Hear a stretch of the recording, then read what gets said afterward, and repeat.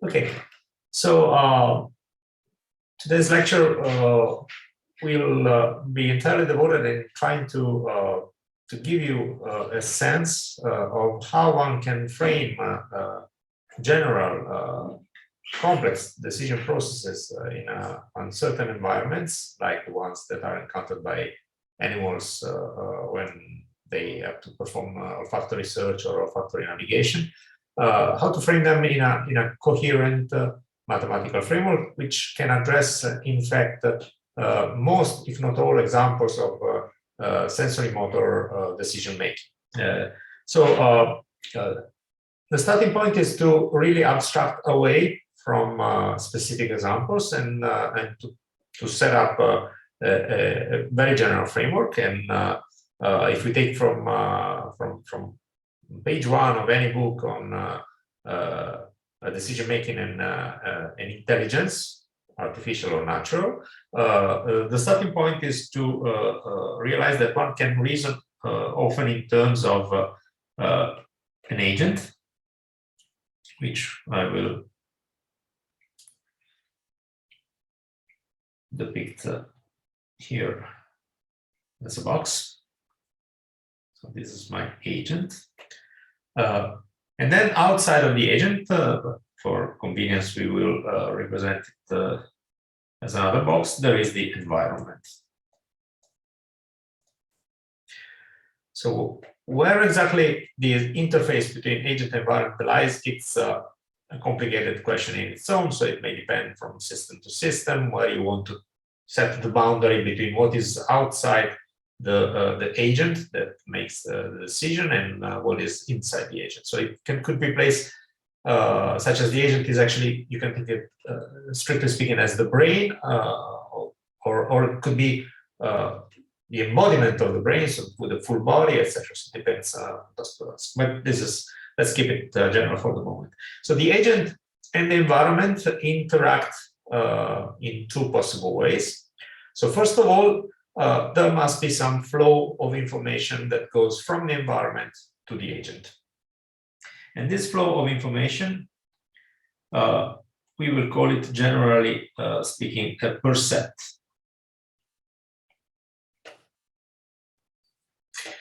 So in practice, what is this percept? Or it could be visual inputs, could be olfactory inputs, tactile, any kind of input that comes to the agent. If it's a natural agent, I'm describing typical senses, but if it's an artificial agent, this could come in the form of data streams of any kind that arrive at the agent at any given time. The agent processes these percepts. Typically, what happens at the interface, this interface within the agent and environment, that there are sensors, okay, that receive the signal and then transmit them to some inner part of the agent inside, which I'm not gonna specify here what's happening for the moment. But here there is a set of biological structure or algorithms or mechanical parts that relay this information coming from the outside. And then after this processing, there is another interface on this side, which is the one that we define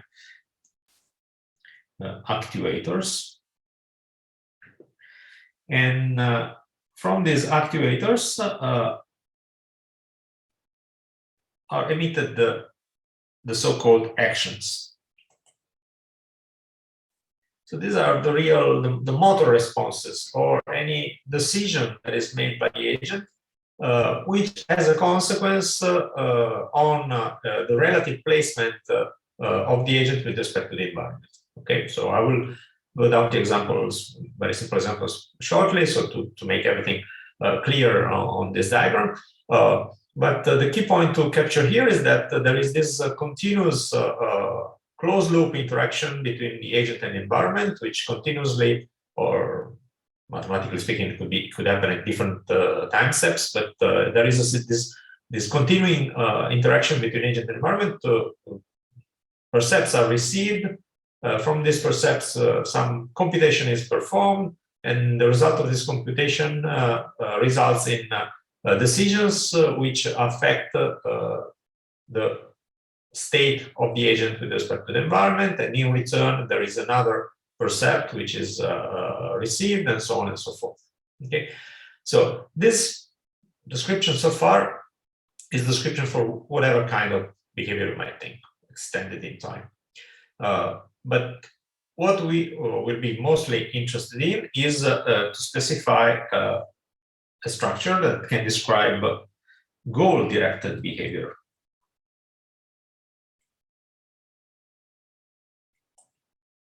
Okay, so not necessarily spontaneous behavior, but a behavior which has some objective. And when we specify this goal-directed behavior, the route that we will, conceptual route that we will follow is to distinguish this percepts two components. Okay, so this is one of the many possible ways of describing it, but the one that I will follow for simplicity, that says that basically the percept is actually, in itself, it's a very high-dimensional vector, okay, because it contains all sorts of information that goes to the agent, which could be an animal or a robot, if you want to think of it as an artificial intelligence. In this percept, there is one component which goes under the name of the reward, and another component which goes under the name of properly observation.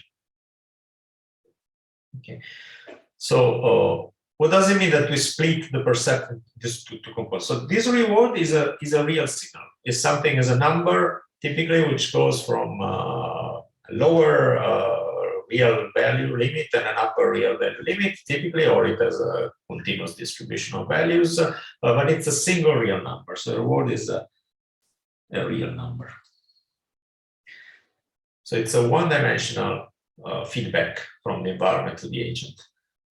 Whereas the observation can be very high dimensional. So this is R to the n with n, which can be much larger than 1. So the observation is what gives to the agent contextual information. Okay, so the agent, for instance, sees around and then has some contextual information. I am sitting in this room, which has this and these other features, these objects, etc.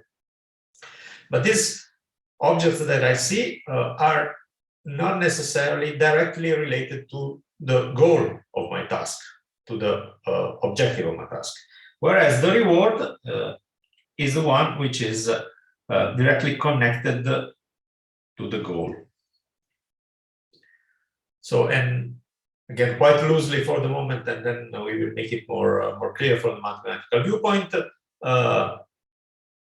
The goal of the behavior is to accumulate rewards. So, given a certain time extent or time horizon for the process to happen, we want to find out what are the best actions that achieve the goal of getting the largest cumulative reward. So at every interaction, we will get a reward. Actions will cause changes, and so on and so forth. Notice that given the long-term structure of the problem, not necessarily actions that give you a large immediate reward will be the ones that are optimal for the task. Okay, it might often be the case that in order to get a large reward at the end of the process, or very far in the future, you will have to undergo actions that on the short term clearly appear suboptimal. Okay, so for instance, attending a lecture online is certainly probably not the most rewarding experience in general for the moment, but if you're lucky enough, in due time it will turn out to be rewarding, maybe in the long term. At least that's what we all hope. Okay, so this is the general setting. So that this setting allows us to cast the problem of decision making as a problem of optimization.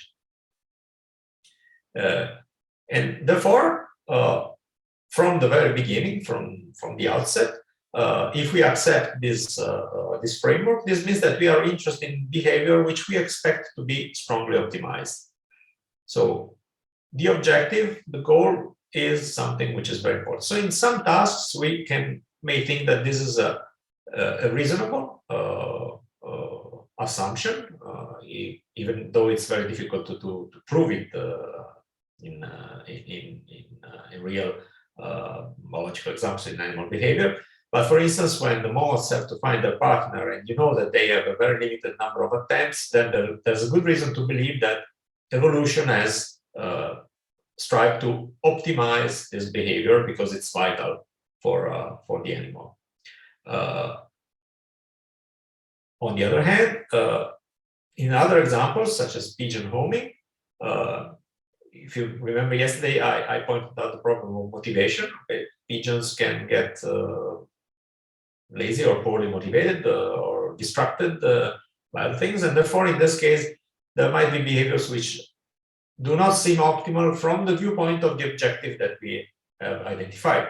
That is, they are not trying to optimize the time, the minimum, so to minimize the time to get back home, okay, or to maximize the probability of getting back home in a given time. So their objective might be just sort of, more generally speaking, happiness, and therefore, if we try to cast this problem as a problem where the objective is go to the home loft as fast as possible, we might see behaviors that do not align with the ones that we observe in practice.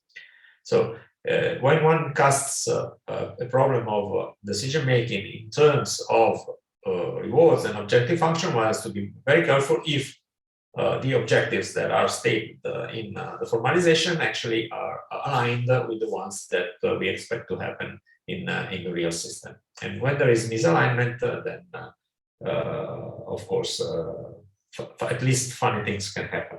Okay. Okay, very good. So, so this was extremely general, and can you easily imagine that many situations can be actually formalized in this way. But let's stick to the problem that we want to discuss inspired by navigation problems. And so let's consider a first very simple example of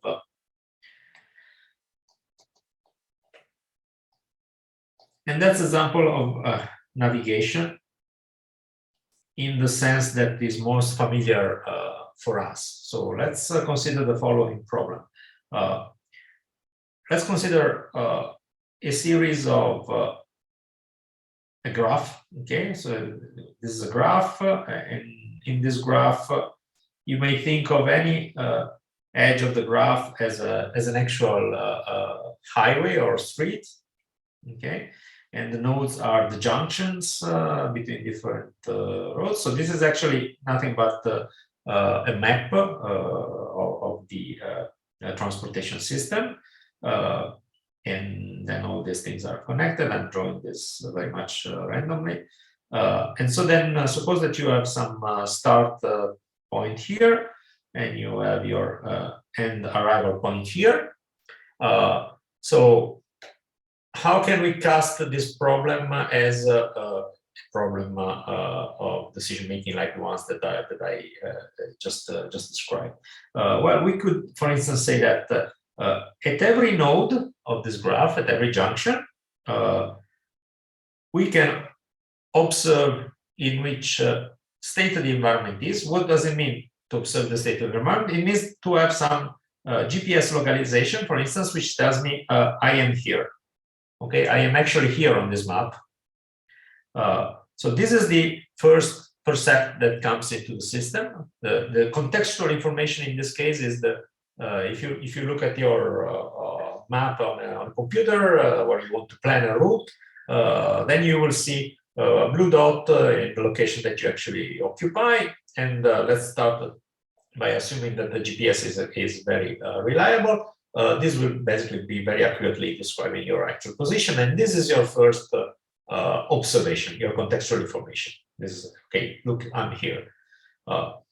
Then from that observation, you have an algorithm or a procedure that decides what action to take. So what are actions here? Well, possible actions are, for instance, this is a possible action. Take this edge, or take this one, or take this other one. Okay, so here from that particular position, you have three possible choices. And each of these choices comes associated with a reward. Okay, so suppose I take this one.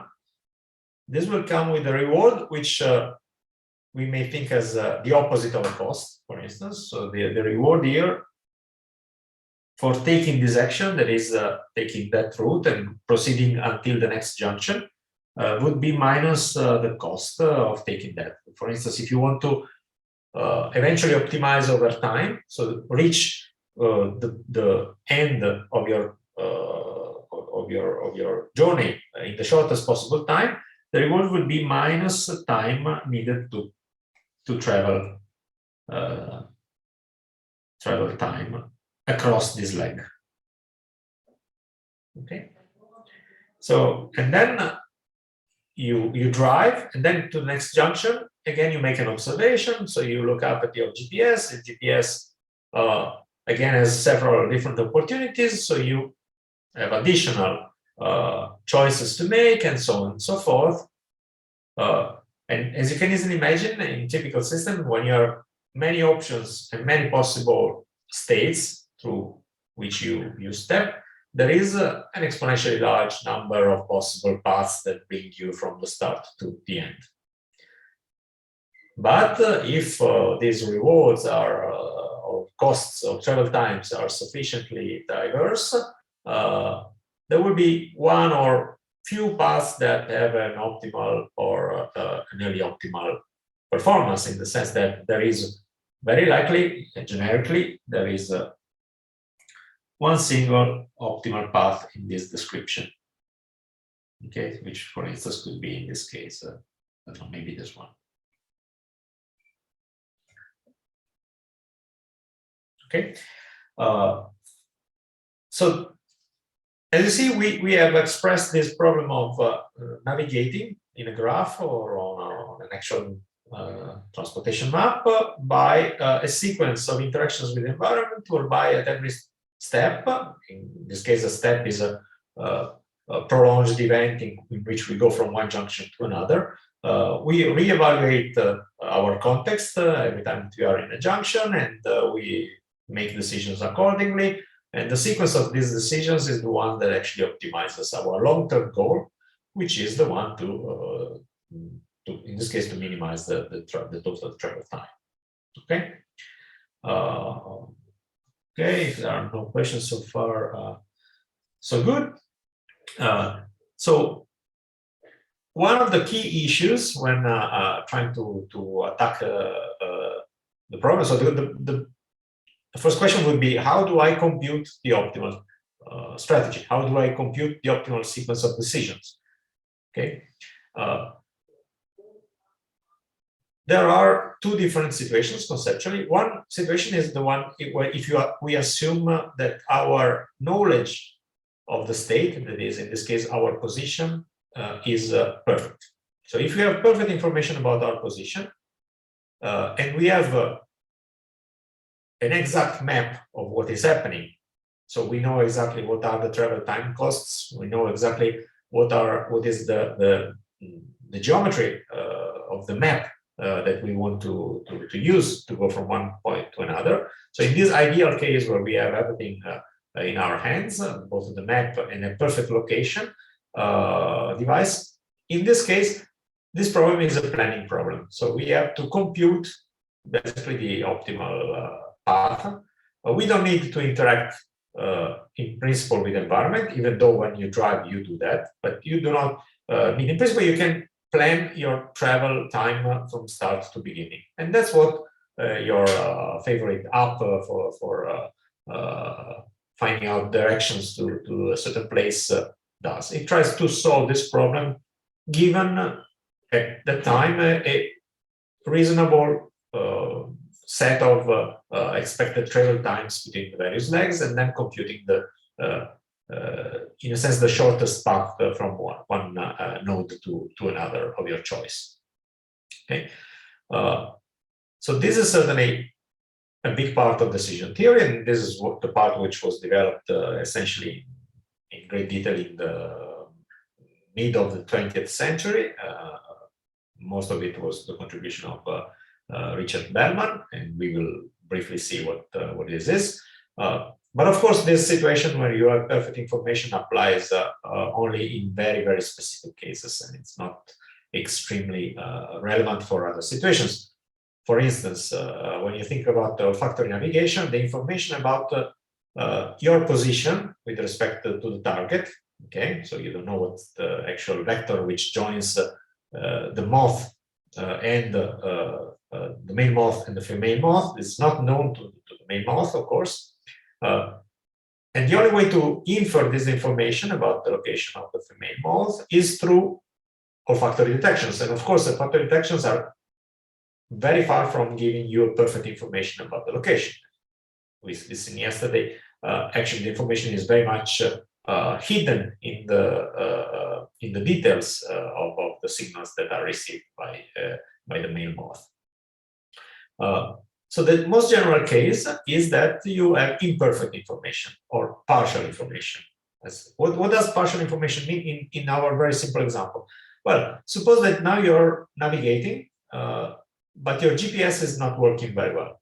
Okay, so what will happen typically in your app is that rather than having in any point of your graph, rather than having a very precise small circle that tells you you're here, you have some uncertainty, just like there might be some large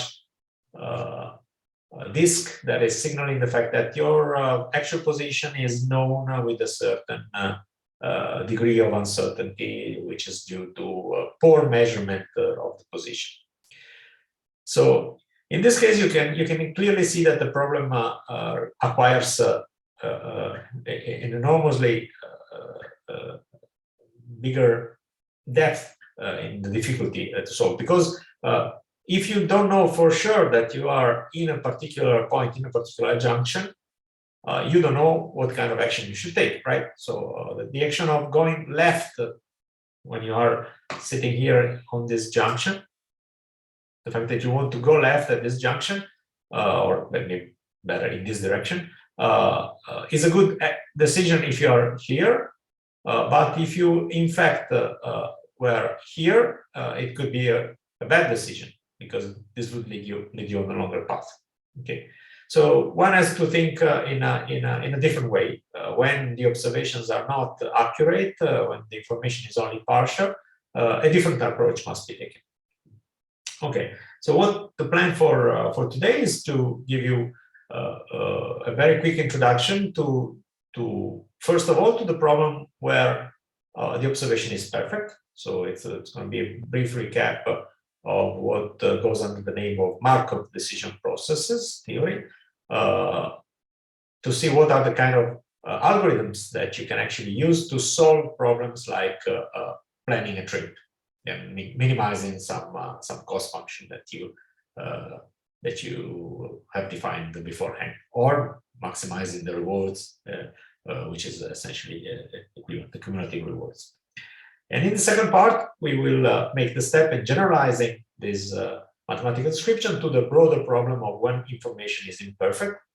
And we will see how this kind of algorithms can be eventually, even though we will not see explicit examples of applications to olfactory research, but I will just lay out the basic mathematics and let you think about how these things can be actually applied to the problem at hand, or any other problem in sensory motor learning which falls into the realm of this method, of applicability of this method. Okay, so if there are no questions now, I will just move on. Okay, so the first part is to abstract to find a mathematical description for this process in which the observations are perfect. And this part goes under the name of Markov decision processes. So what are they? Well, in general, a Markov decision process is a process which occurs between states, and these states have the Markov property, which means in mathematical terms that given a state, you can predict what will happen in the future, at least in a probabilistic sense. Okay, so one important thing that we have to realize when we want to first describe mathematically this process is that basically with no expense, we can generalize this problem to a situation where things occur stochastically. What does that mean? Suppose that we are at the start of our path here, and we decide, okay, I'm gonna take the path to the right, so this one, and therefore I'm gonna end up here. Okay, so this is the deterministic reasoning that you would take. But then let's suppose that we include the possibility that, okay, I want to go to the right, but then eventually I might find a block in the road which sends me back, and therefore I have to make a deviation here which takes me to this route, and then eventually, even though I decided to go this way, I will end up here. Okay, so if we include this possibility of having multiple outcomes for a given action, then we have to describe this process of hopping from one junction to another as a process which is intrinsically stochastic. And this introduces the need of describing this process as a stochastic process, and in particular a Markov process in this framework, in which we have added the component of having decisions. Okay, so let's go very quickly through a formal definition of what a Markov decision process is. A Markov decision process is defined by a set of states, okay, which in the previous model would be the nodes of the graph. Okay, and then there are actions which belong to a different set. All these sets, you can think of them as discrete in the following for simplicity, but all the theory could be expanded into situations where the states are continuous and the actions are continuous. So what are the actions? Well, the actions are basically decision to proceed along a certain edge of your node. And the basic dynamics of the environment is that if you start in a state S, so let's take this state S, and then you can take different actions from this state, which we can label as boxes. Okay, suppose that there are 3 possible actions from the state, 3 possible routes to take, or directions in which you want to steer. And if you take one action, then you can end up in one or more new states. And the process is probabilistic in the sense that the outcome of taking a certain action from a certain state is not necessarily deterministic. And it's described actually by some probability distribution of ending up in a new state S prime, given that the agent started in the state S and took the action A. Okay, so this is a key ingredient of the Markov decision process, and it's called it's also called in the jargon a model of the environment. In the sense it describes how the environment reacts as a consequence of actions that are taken. And then, in order to formulate our problem, we just need another ingredient. That is, for instance, these are very words that are incurred if the agent takes a certain sequence. So if it starts from this state S, takes the action A, and ends up in S prime. So for this triplet, there is a reward which is given by a certain table of number. And again, if you take minus this would be a cost. Okay.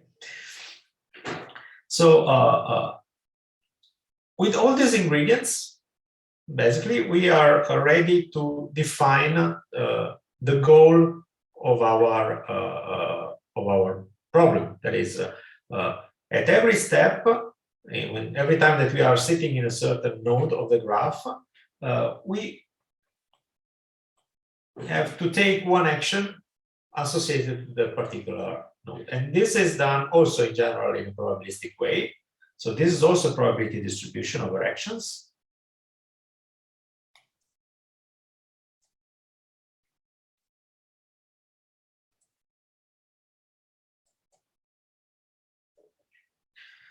Which we call a policy. So this is a strategy. Every time that you find yourself in a given context, given by S, you have a probability of taking any of the possible actions that are available in that context. And you choose them according to this function. So this is what defines your policy. And so the goal of the agent, what is it? Okay. So let's suppose that we stick to a certain policy. So we have a predefined way to map contexts into decisions using this set of probability distribution functions.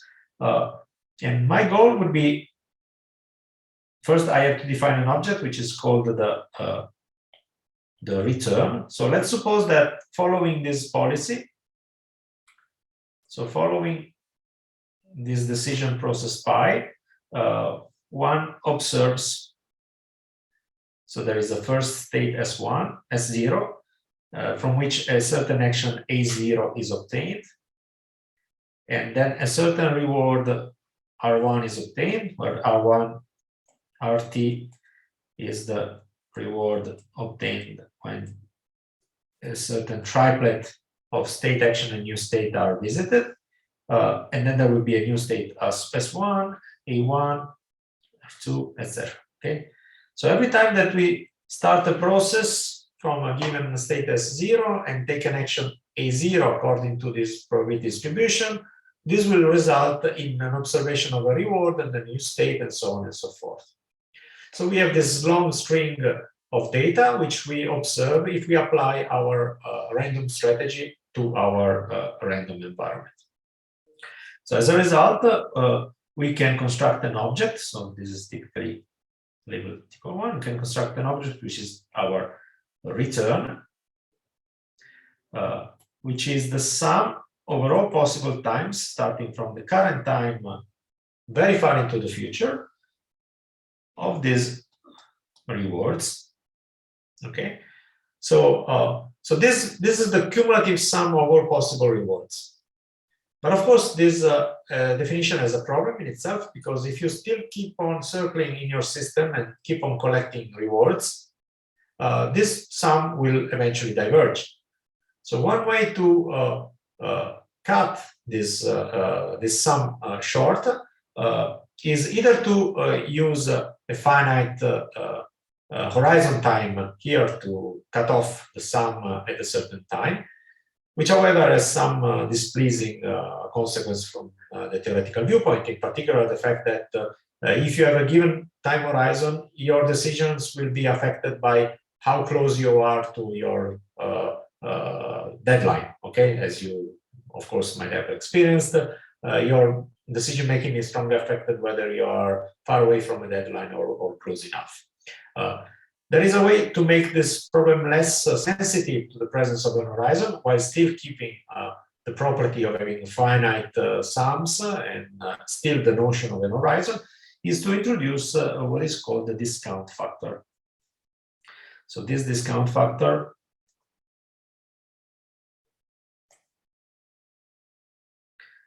is a number which is comprised between 0 and 1, with 1 typically excluded, except from certain circumstances. And this gamma, this factor, basically what it does is that it reduces geometrically the weight of future rewards with respect to immediate ones.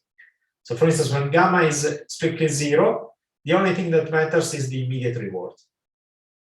So the only feedback that you have from your system, whether you acted well or good, is given by what you get just after one decision. But as gamma approaches unity, this sum gets longer and longer in the future, and therefore what happens in the very far future matters almost as much as what happens in the near future. And therefore, if your task is very complex and eventually the big reward or big punishment will ensue just after a very long sequence of actions and observations are made, and then in that case, your choice will capture better the long-term behavior. Okay, so if this is the case, if we accept this definition of our objective, so this is still a random quantity. So for every trajectory, you get typically a different number. But what we want to do, the actual goal, is to find the policy pi, that is the set of strategies for every context, for every point in space, or for every node on the graph. Find the pi that maximizes the expected value of G. So what is the expected value? Is the average according to the distribution of all possible transitions, which I remember you occur according to these two probability distributions. Okay, I see there's something in the chat, so maybe I can. Yeah, there are a couple of questions, Antonio. So one question is wondering, I also had this question, whether the reward is just a state variable or a path variable. It depends on the entire path. So yeah, the reward in itself technically is this quantity here, which depends only on a short part of the path, in the sense that the connection between a state and the following state and the action that is taken in between.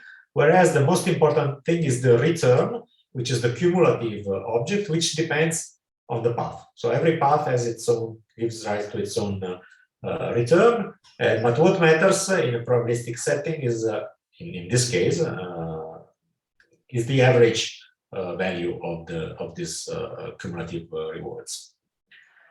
Right. I mean, sorry, just before we go to the next question. So you're not assuming anything like that there is a unique path connecting any two states, right? I mean, you could have multiple paths. No, yeah, we're not assuming that it's just a graph, and every edge that is available in the graph could be worked on with a given probability. And now, yes, there's no really restrictive assumption on this.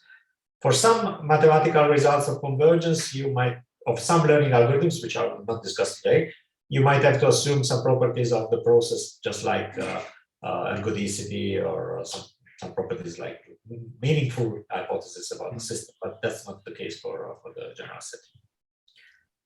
Okay, I can read it was pi. So this pi here, which is a very important object, is the policy.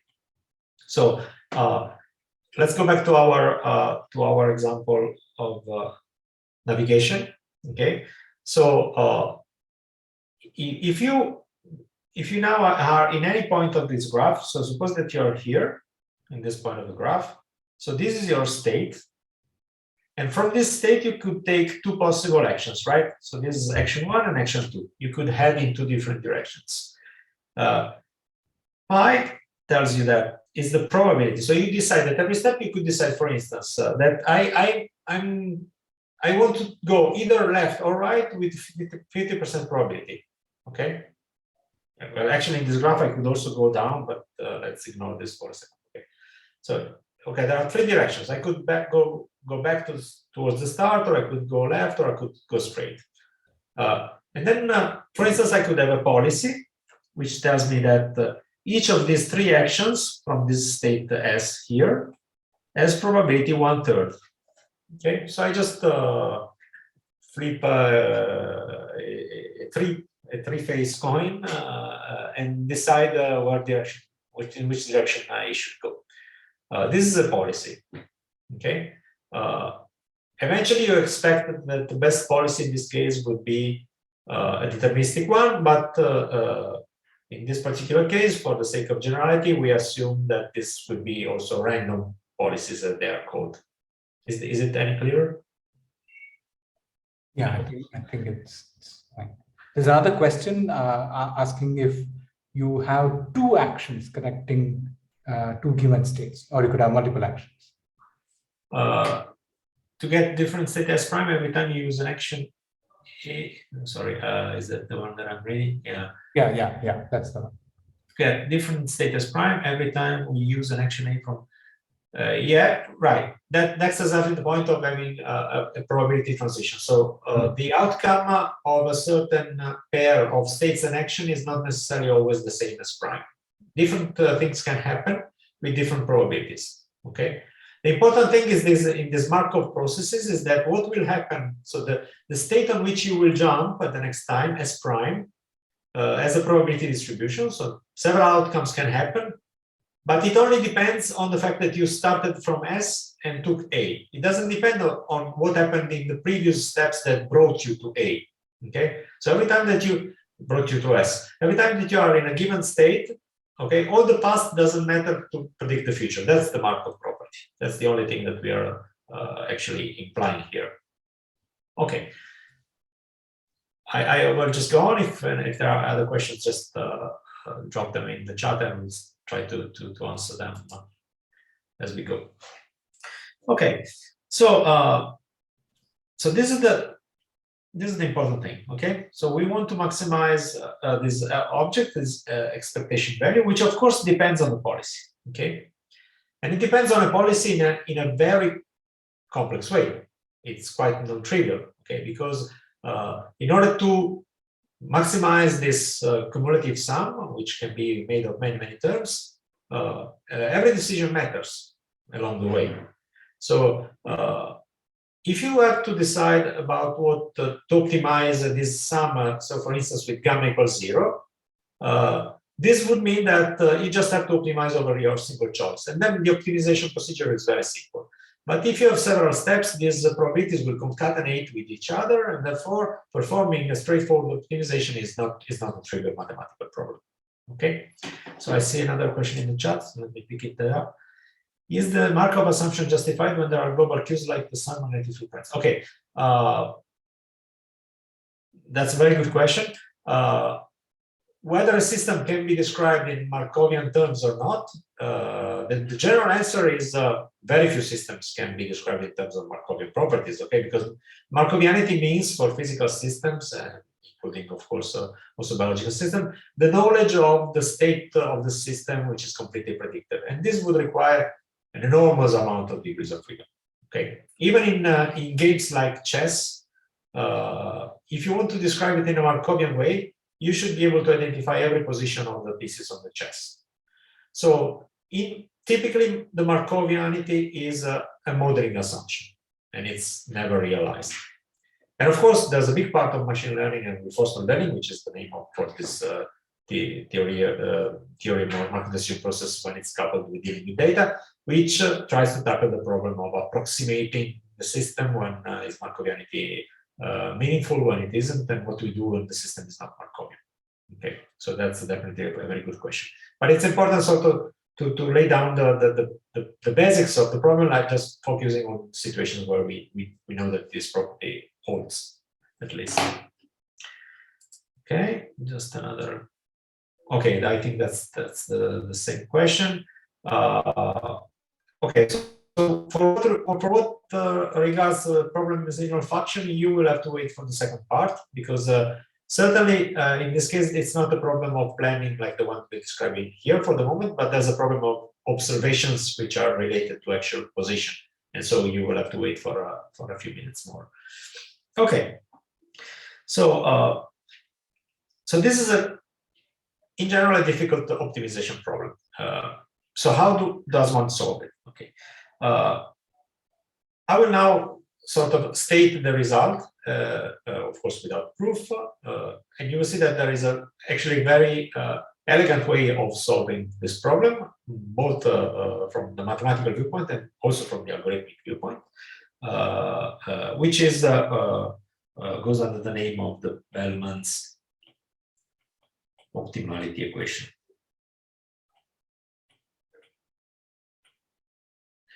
We are around the 1950s here. Okay, so if one accepts the setting that I just described, there is a way of writing down an auxiliary equation which allows to solve for the optimal policy, for the optimal sequence of decisions that have to be made. But in order to do so, I first have to introduce a new quantity, which is related to the return that I've just introduced, and it's called the value function. What is the value function? The value function is a vector of real values, which depends on the states, and of course also depends on the policy, which is nothing but the expected value of the total return. So that's the same object we want to optimize, but restricted to all paths that start in a given state. Okay, so let's pick one state in our graph, one node in our graph, and let's consider all the possible paths that emerge from this state, and we sum overall possible discounted returns that we can take over all possible paths, and this is our value function. Then, if you want the value of this policy in a nearby site, we just start over that again, and then we explore this. Okay, so this is the value function. Is the same thing as our objective, only that it's restricted to all the possible starting points in my system, and this makes a vector of returns, basically. Okay, this depends on the policy, so it's natural to define an object which we will call V star of S, which is nothing but the value function when the optimal policy, which is still unknown to us, is chosen. Okay, so suppose that you follow this optimal policy and you perform, for instance, a lot of simulations of your system whereby you observe all the possible paths and then you sum up. If you are following the optimal policy, this vector would represent all your possible expected returns in the future. I'm going to pick a question on the fly. Can you explain the value function using the figure? Yes, I like these challenges, so I will try. Okay, let me redraw the figure. So, okay, so let's take a rather simple graph like this one. Okay, and then let's use a more abstract definition. So let's suppose that I can take two actions from this state, and this action can bring me here, or for instance here, and then when I'm here, I can take two actions, which maybe this one brings me back here, and this one takes me here, and then I have another action here, which takes me only here. Okay, you get the idea. So I'm just so every box here is an action that can be taken from a state, and here let's say that there is just one action that can only take me here. Okay, so this is one possible graph for an MDP. Okay, all these boxes here are actions in green, and all the circles are states.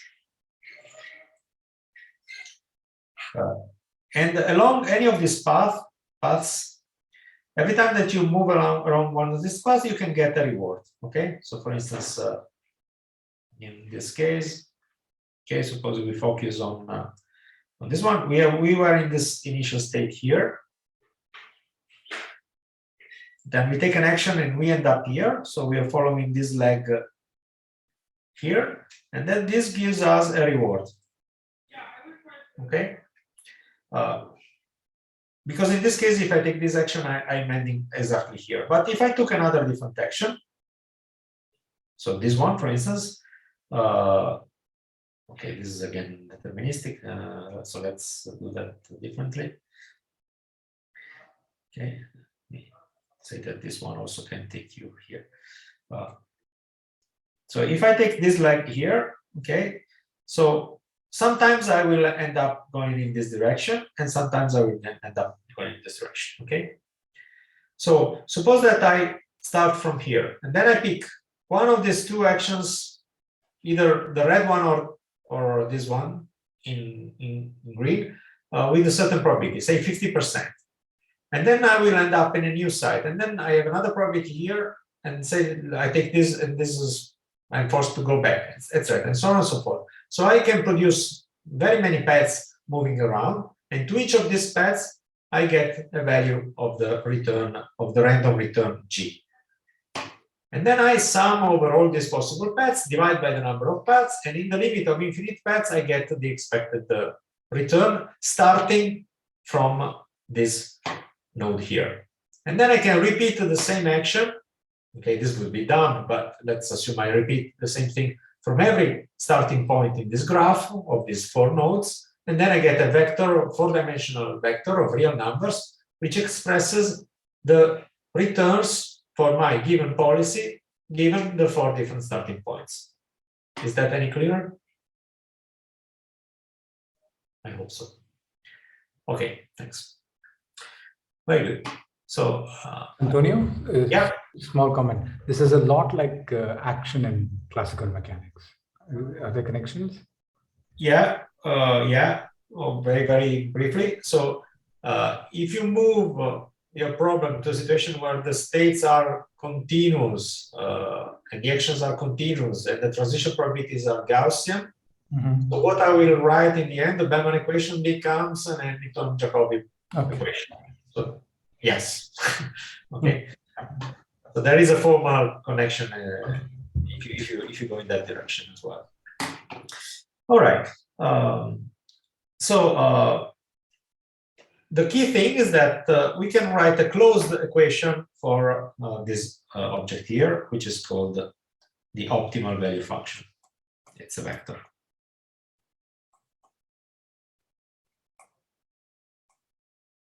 So I will write down here the Bellman's optimality equation, which is written in a recursive form, which it goes as follows. Okay, so this argmax means that inside the square bracket there will be an object which depends on the possible action, and we are picking the action A, which gives the maximum of the argument inside the bracket. Okay, so just like when you take the max, you take the largest value in an array, and we take the argmax, you take the slot that contains the largest value. So this is the argmax of sum for all possible next states of probability of transitioning there and then. Let's see, this prime.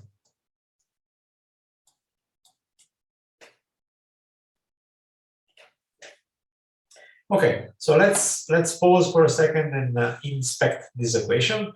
So first thing, this is a closed equation for V star of S. So we can, if we know, which we assume we do here, if we know what are the probability transitions and what are the rewards, okay, so we know we have a map, an instantaneous map of all the possible outcomes of our decisions and all the possible costs or rewards along the way, which is what Google Maps has in its end every time that you try to compute a shortest path between two different positions. Then you can solve this nonlinear equation, even though it's complicated because it's strongly nonlinear, because this operation here is strongly nonlinear.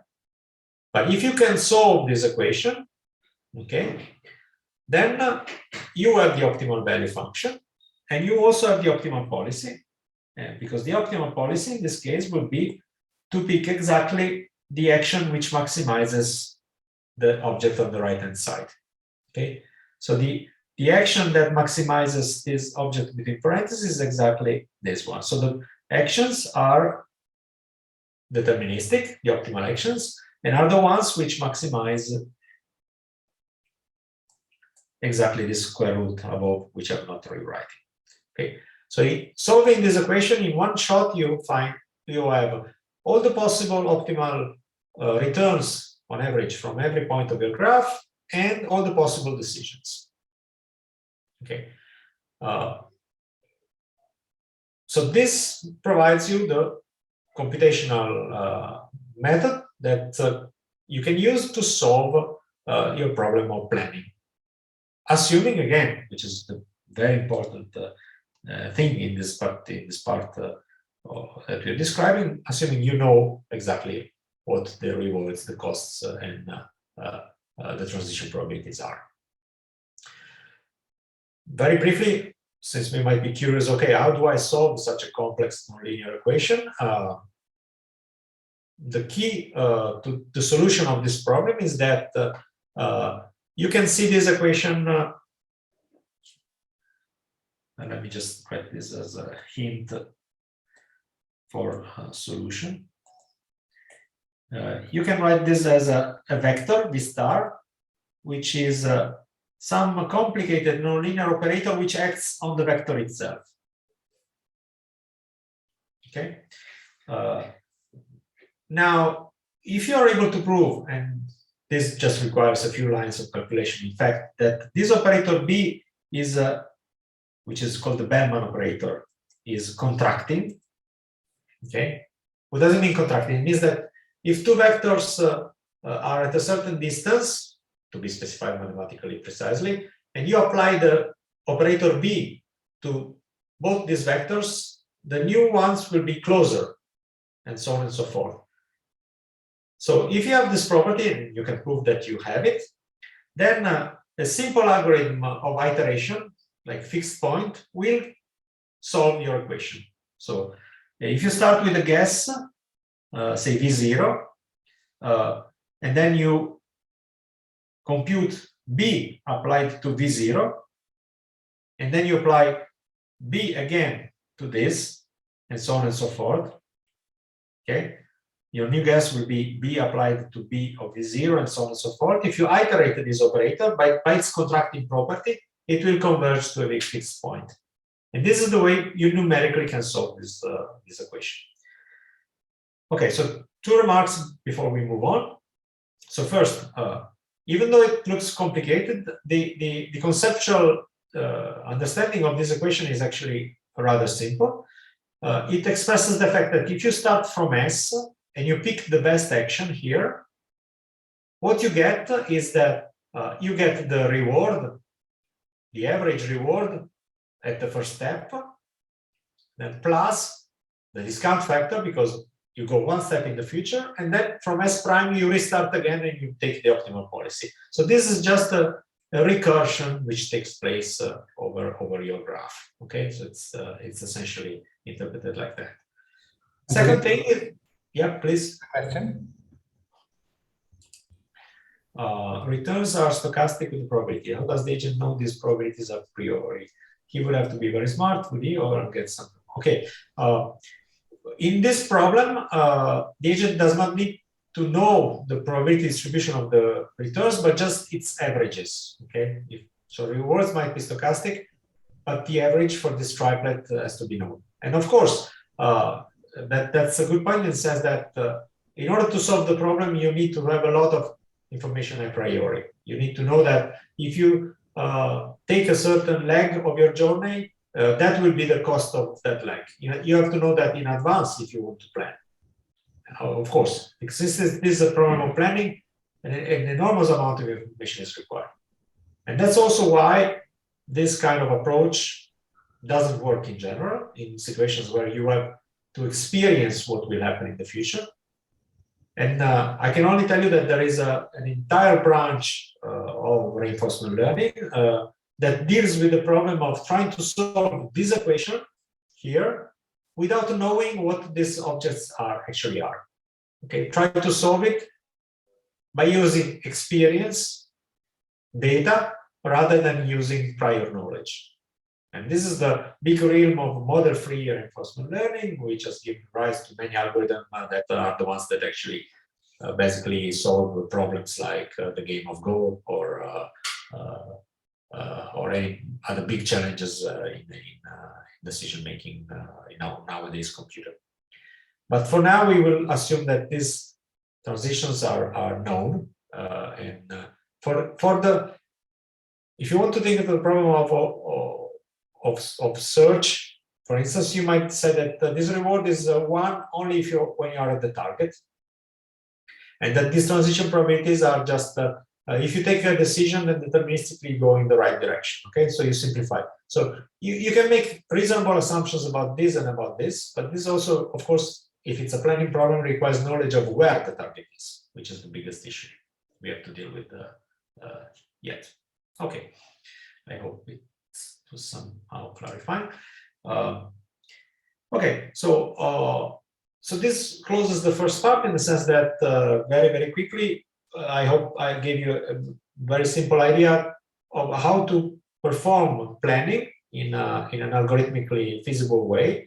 The only big computational hurdle is that solving this equation here, the Bellman equation, in a situation where your state space is very large, can be extremely challenging from the numerical viewpoint.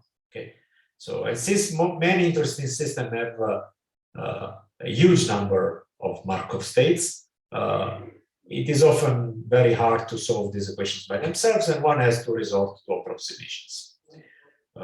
So there's a big branch of decision making developed mostly in the 80s and the 90s, which coupled functional approximation theory with dynamic programming, which is another way of calling this procedure of solving the Bellman's equation.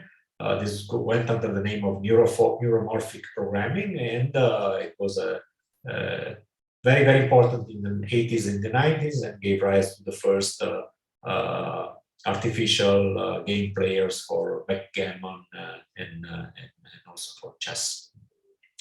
Okay, but I want to go there. I just wanted to go back to my navigation problem and ask the question that we all have in mind from the beginning.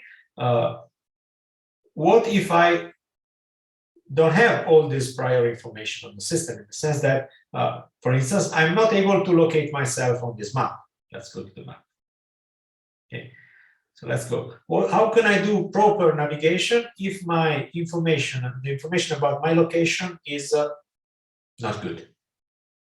Okay, so here there are two things at the same time. So one thing is the prior information about the system, which is the map. So let's suppose that you have a very good topographical map with all the routes at the right place.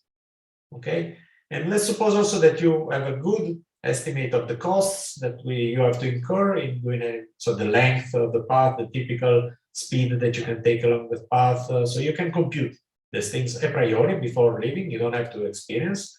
And you have a good model of what will happen if you try to go in one direction, and then there might be disruptions. So let's assume that all this prior knowledge about the dynamics of the system is already in your hands. But what you're missing is a precise location. So you don't know where you are in practice. But you can receive some information about that. And this information might be noisy, corrupted, biased, etc. So how can you leverage on this information in order to achieve, nonetheless, a good result in programming your path, even in this process?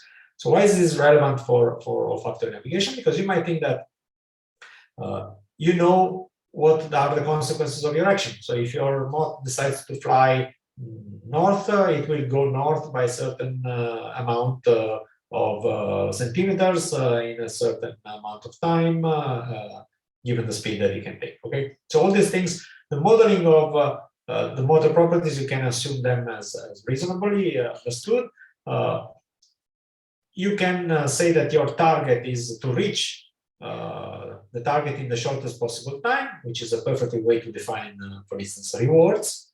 And then the only point that is missing is that you don't know what the target is. Okay, so this is a very simplified form of the problem of olfactory search. And if you accept the reduction of this complex problem to just this specific task, then you would like to apply methods like the one that are used for Markov decision process, but in the situation where your observation is partial, where information about the location of the source is only indirect and it's not known a priori.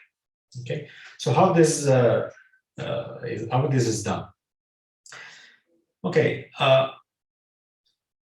so let's go back to the original situation. So if we navigate around and we don't receive, we don't have knowledge about our actual location. So in an MDP, what you were observing was a sequence of states, and then you took an action, and then you observed the new state as prime and a reward. Okay, so this was the stream of data, and this was at every time, right? So this repeats in time cycling interaction with the environment. In a partially observable PO, partially observable Markov decision process, you don't get to observe the states, but you receive some contextual information, which we will call Y. Okay, so you are in a state, but your state is not known to you. Okay, you just cannot observe it. It's hidden. It's hidden, but it emits some observation. Y. And at the beginning, you have to rely on that single observation to make a decision. And as a consequence of this action, you will receive another observation at the following time, and so on and so forth. So you have a string of actions and observations on which you have to rely.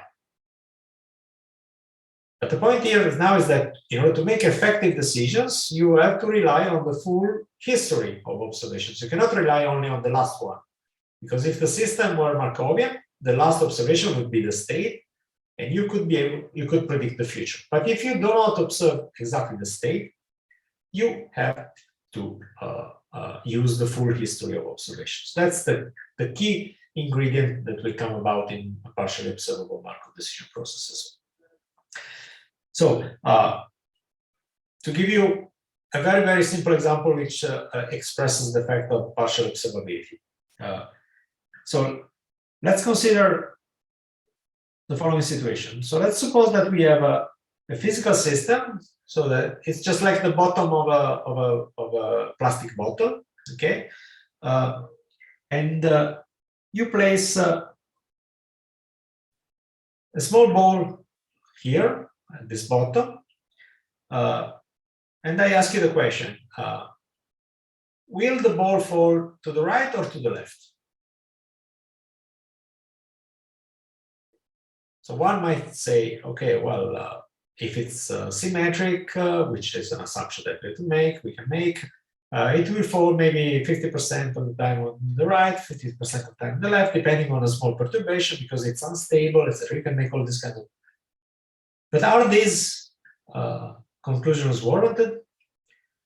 Not really, because you're not realizing that this is a situation where you have partial observation about the system, because it didn't tell you the speed with which this particle is initially moving. Because if I told you it's sitting on top of there and it's moving with a speed to the right, then you would tell me it's most likely that it goes to the right. Okay? So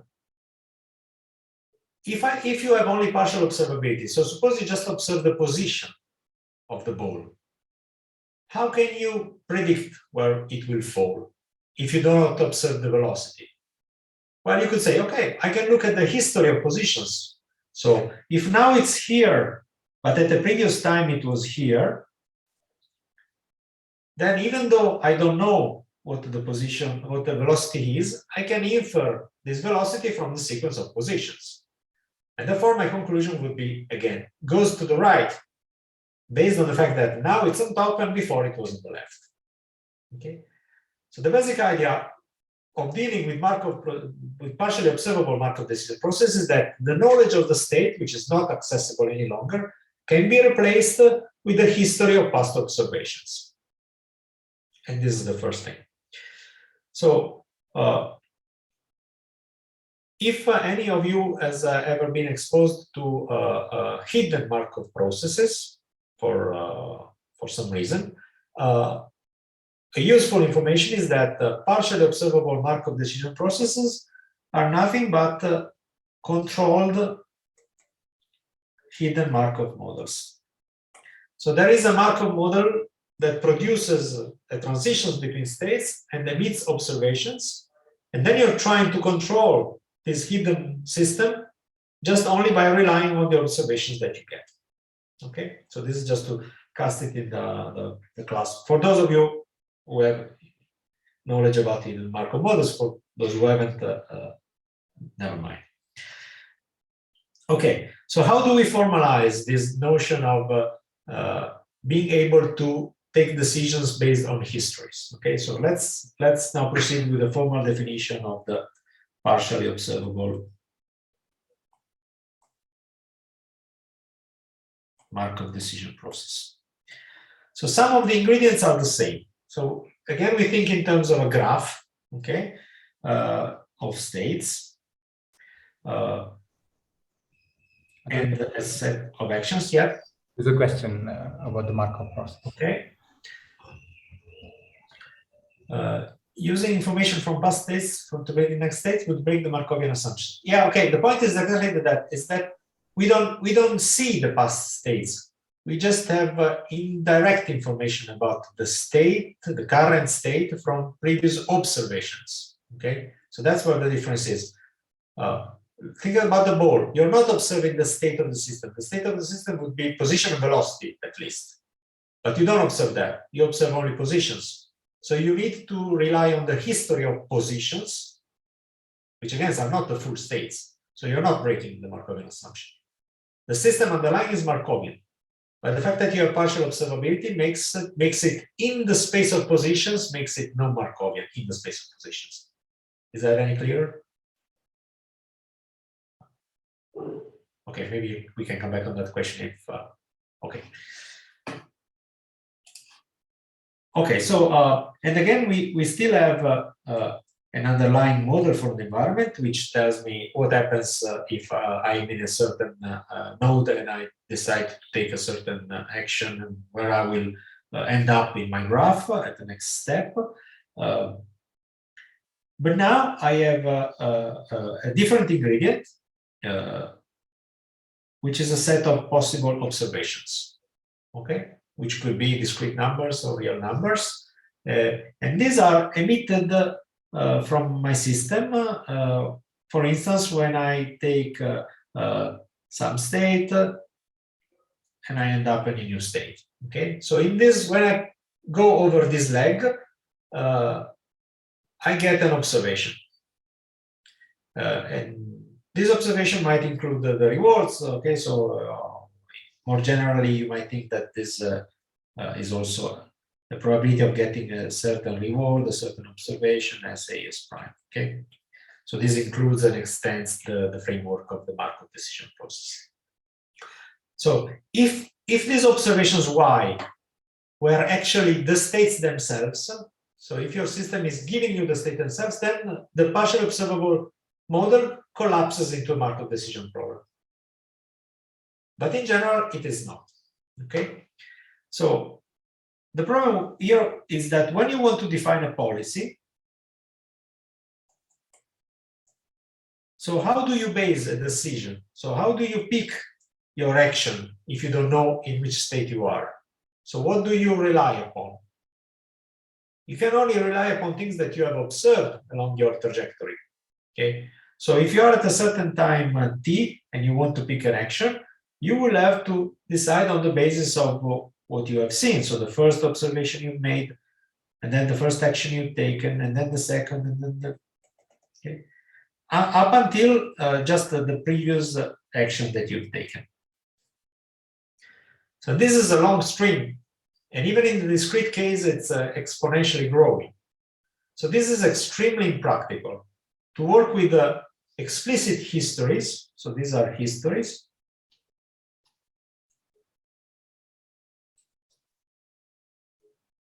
To work with explicit histories is very impractical because these are ever-growing objects, they change in dimensions. So it would be nice to have a way to summarize all the past history into a single object. And that's here that where the second ingredient of partially observable Markov process comes in. The key observation is the fact that the information of all possible sequences of actions and observation can be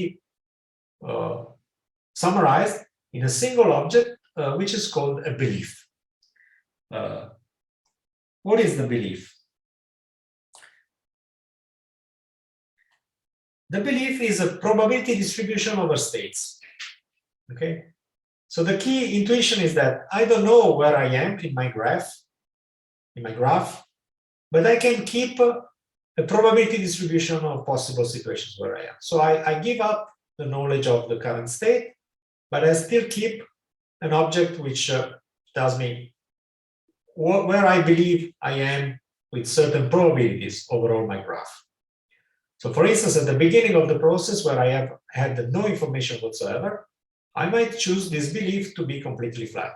So there is a probability 1 over the number of states of me occupying any particular node of this graph. Okay. Then how do I incorporate new observations into this belief? So how do I take a step, I take an action, something happens, I receive an observation. How can I update my belief according to this information that comes in? And the way to update the beliefs is with Bayes' theorem. Okay, so this is the way by which new information is incorporated into previous information. So you can think of this belief as the posterior, which is continuously updated by the likelihood of a certain observation and the probability of transitioning to a new state. Okay, so for all those of you who have some background in probability and know what the Bayes theorem is about, so the key message is that if you mix in the beliefs and their updates, you can have a statistic which describes entirely the previous history, starting from a certain prior, in terms of the current posterior. Okay, and for those of you who have never been exposed to Bayes, well, it's time you take a look at that because it's very important in many contexts, and this could be a further motivation to look into that. Okay, so how do I update my belief? So, like I said at the start, I don't know where I am, so I take a decision at random, and then I receive an observation. So my GPS says, okay, you are in the neighborhood of 20 kilometers from this spot. Okay, when I receive this information, I can say that, okay, I didn't know where I was, but now I can fairly exclude the fact that I am 100 kilometers away from the point that is highlighted on the map, because there is a very low probability that the detection of my position was made far away from that point. Okay, so the mathematical way by which this proceeds is that the new probability distribution over the states, given a certain action made and a certain observation received, is just given by the Bayes rule, which in this slightly more general setting, in which not only the probabilities are increased or decreased by their likelihood, but also there is some movement, some drift in state space, which displaces the belief as we move, because actions make you move in the state space. It reads as follows. So there is the likelihood. This is the usual likelihood of the observation. And then there is a part which is related to the transport of belief. And then there is the previous belief itself. Okay, so the easiest way to think about this transport property is that suppose that you have a belief that you are in a certain specific location. Okay, so your probability distribution is very much peaked around a certain location in space, and then you take a step to the right, to my right, as a result of this action, you expect that your belief is carried along with you. So you don't any longer think that that was the position you were occupying. Because if you know what the consequences of your actions are, you will carry your belief along with you. And so that's what this transport part does. And then, as usual, you have to normalize this thing, because these B prime have to be probability distributions. So you have to sum also over PS primes, and the expression stays the same.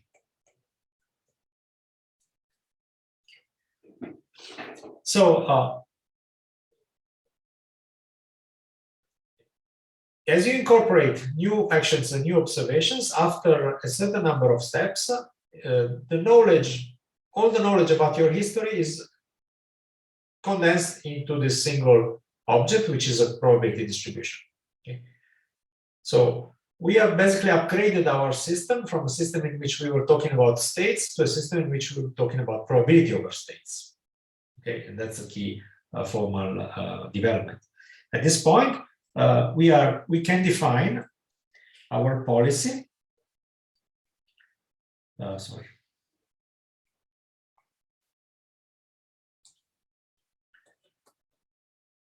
As a probability distribution of actions over beliefs. Okay, so every time that you're given a probability distribution over space, then you can map this state of knowledge into an action. And the key result for partially observable Markov decision process is that there is a Bellman's equation for POMDPs as well. Okay, so there is formally speaking, exactly the same machinery in place. We can define value functions of beliefs. Okay, so if you have a probability distribution over your states which is completely flat, there will be a value for that belief if you follow a certain policy. And if it's very much localized in around one set of nodes, then you will have another value for that probability distribution. So the Bellman's equation for PMDPs, I will just write it for you here, is formally quite analog to the one for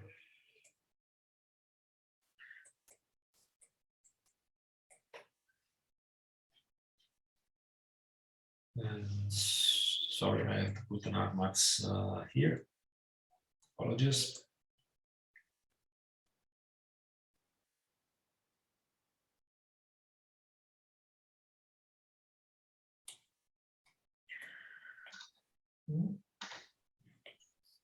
Okay, so here we have an object which is very similar in spirit to the one we had for the Markov decision processes. It only includes also observations.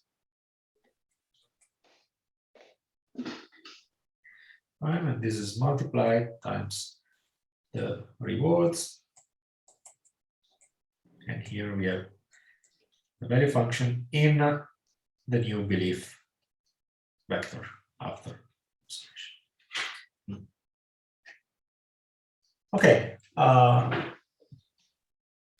Conceptual meaning of all this is that if you accept the fact that you're moving from states which live on the graph to probability distribution over these states, basically you have the same kind of setting. And you can solve now this as a problem of probabilistic planning. So you plan according to your current state of knowledge, which is expressed in terms of a belief. If your states are actual locations in space, this will mean that the belief is basically a map, a probability map that's maybe somewhere lives in the brain of your animal and gives you gives the animal at every single instant of time an estimate of what is the probability of it occupying any given position of space within a certain domain. Is there any question? Okay, this feels okay. This is a very good point. This feels just like the concept used behind the common filter used for object tracking. Yes, the connection is very sharp. In fact, if you again, like in the previous comment, if you go to continuous processes, so continuous states and actions, and you go to continuous Gaussian probability distributions. So if you restrict your problem to Gaussian, this becomes the problem of Kalman filtering and controlling the system through Kalman filtering. So yes, the connection is absolutely there. These are only, if you wish, specific cases of the problem of Bayesian filtering and control of hidden Markov processes. Those are absolutely correct. Okay. Okay, it's time to get close to the conclusion. How do we interpret this in terms of, for instance, of our problem of olfactory search, right? So let's try and distill a toy version of our olfactory search problem. So let's suppose that the female moth is sitting somewhere here, and it's emitting pheromones, which produce these pockets of odor somewhere around. Okay. And then there is the searcher, the main moth, somewhere here. Okay. So how do we cast this problem of olfactory search as a PMDP? Well, so the states become now positions. Okay. Could be the position of the searcher or the position of the female. What matters is actually the relative position between the two. The actions could be decisions to move, I don't know, sidewind or upwind, for instance. Okay, could take moves, like I said, in this stereotype behavior where they move crosswind or upwind. Okay, you could formalize it as this. And the observations, for instance, could be, for example, the number of detections made in a certain interval of time. Okay, for instance, could be no detection, one detection, and this will be just a binary model, whether there is contact or not contact with a plume of odor. Okay, and then you could model this process by defining properly transition probabilities. For instance, if there is perfect control, the probability of being in a new position S prime after a flight in one direction is taken would be just equal to 1 if S prime is equal to of S plus A and 0 otherwise. For example, okay? So you can construct a model which describes approximately the behavior of your agent. And you could say that, for instance, the reward is 1 if the state is 0, which is the location of your target, okay, and 0 otherwise. So this is a very long-term task in which eventually the searcher is rewarded with a +1 when it gets to the source. And it has to go there fast because the discounting factor geometrically kills the reward if it takes too long to go there. Okay, so this is just very quickly to summarize how you can formalize. Of course, this is nothing close to the real complexity of the actual phenomenon, but then in this setting, you can ask the question, what are the optimal strategies given partial observability? And partial observability would mean that you have some probability, for instance, of observing zeros or ones given a certain location in space. And this is given by the observations of what happens, for instance, in a turbulent flow. You know that if you are 100 meters down the source and 10 meters away from the center line, the probability of hitting on a filament of odor is 10 to the -6, and this is an input for your likelihood. And you can combine all these things together. And of course, again, this model doesn't even capture the rich dynamics of the odor signal itself. But you can start from that and trying to build up a model. And finally, just in the last minute, so ideally what you can do is then plug in these assumptions, these bold assumptions about how the system works, and use it as a toy model if you wish, and try to solve for optimal decisions. And then if you solve this Bellman equation, which has become enormously more complicated than the original one, because now this is a function over functions. It was a vector, now it has become a function. It depends on continuous variables because these beliefs are probability distributions. So this has become a nonlinear functional equation. Before it was a nonlinear vector equation. So it's much harder to solve. There are approximate techniques to deal with that, which I will not delve upon. But in principle, you can pursue this road and find out what are the optimal strategies for your problem at hand. And then ask the question, do they resemble the ones that we see in nature? And this could be a good starting point for ask further questions and ask also, put forth suggestions for experimentalists to build up experiments to test possible hypotheses and to go on in that direction. Okay, so finally, just in a minute, just to tell you what is the relationship with some other research algorithm that you might have encountered in the past or heard about. For instance, if you just give up on the idea of solving this equation because it's too hard, and for instance, you say, okay, I'm going to replace, I don't know at all what V star of the belief is, but then I decide I think that a good approximation to this is just the entropy of the belief. So this is just actually minus the entropy of the belief. So suppose you make this bold assumption that everything that matters is just information. It's not about being able to reach the source, but it's just about being able to collect information and reduce the entropy of the belief. That is to make it sharper and sharper as time goes by. Now, if you accept that you can replace or just postulate that your optimal value function is close to being the entropy, then the resulting solution, so if you plug it in and find the argmax of this term on the right-hand side, this is what is known in the literature as infotaxis. Okay?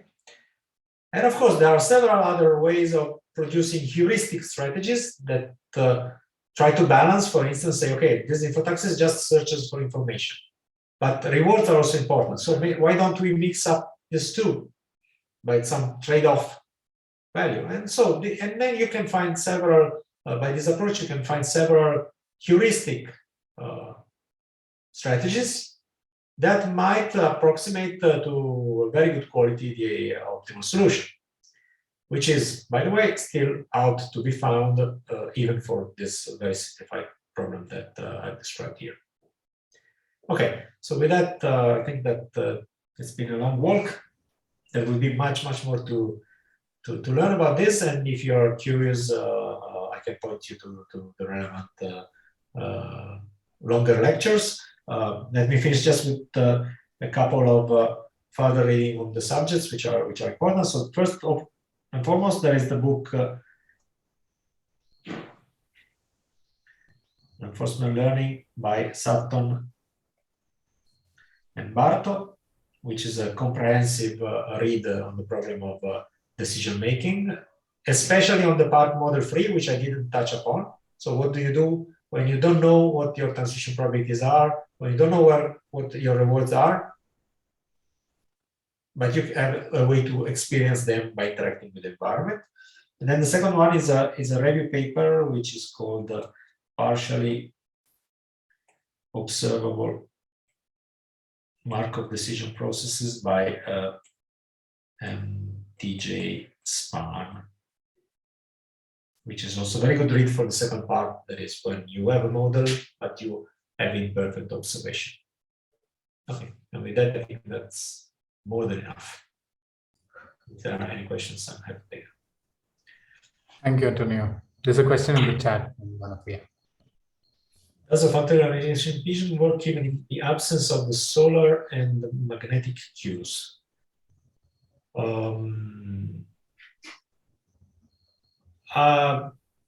Okay, so it's if you take away the solar compass, you have the magnetic backup mechanism. It's so it's difficult to switch off the Earth's magnetic field, but you can tamper with it. And as I showed you yesterday, if you use coils, you can disturb the perception of the magnetic field, and the resulting pigeons will not be able to home properly. So I think that there might be other additional compass mechanisms, but not that I'm aware of. Any other questions? Did you just have a blackout? Yeah. There was some blackout. Okay. Other questions, comments? Antonio, would you be able to put these notes as a PDF? We can upload it on the website. Of course. Great. Okay, so if there are no more questions, you can also get in touch with Antonio on Slack, bug him, ask him for more things and learn. That will be a nice exercise. Thank you, Antonio. Thank you very much. It was very nice to